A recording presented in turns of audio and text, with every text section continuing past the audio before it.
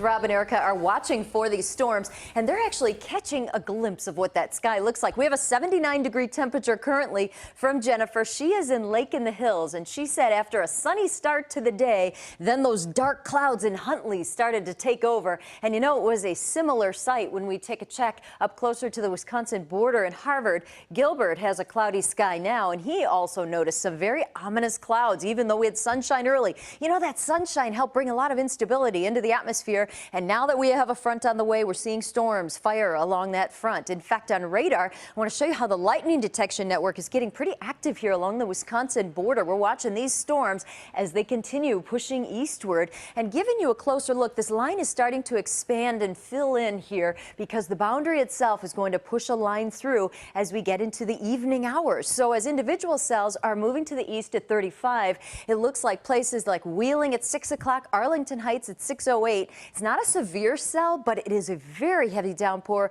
with the possibility of some large hail and damaging winds. And as you can see, a lot of lightning with this. So we do have a severe thunderstorm watch for all of our counties except Kankakee and Northwest Indiana until 9 o'clock this evening. I did a volumetric scan here on that cell up in McHenry County, and it looks like the tops of this just reaching about 40,000 feet. So it was a severe thunderstorm warning a good hour ago, but now it is just a healthy thunderstorm. What's the difference between a watch and a warning? Well, remember, a watch means it could happen. All the ingredients are coming together, so have that plan unless a storm threatens. And a warning means a storm is happening and you need to take action now. So when you hear that thunder, you're close enough to be struck by the lightning. I think the height of this will be between 6 and 8 o'clock tonight when strong storms are possible. Temperatures are very muggy right now. The front itself is still lining up here closer to the Quad Cities. Look at this expansion of thunderstorm activity there. The very humid air ahead of the front is meeting this cool air behind it. Dew point temperatures are rising into the upper 60s,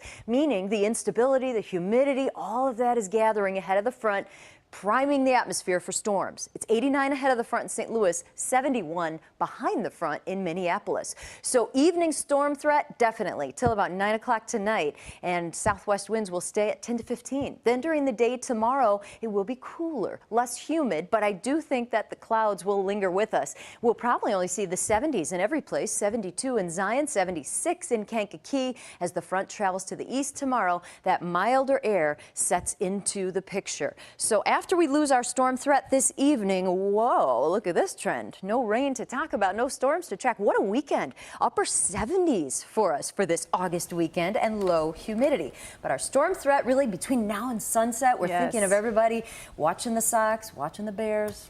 A lot of good reasons to be outside. And then we'll be watching the sun after that tomorrow. That's right. Saturday, Thanks, Sunday. Mary Kay.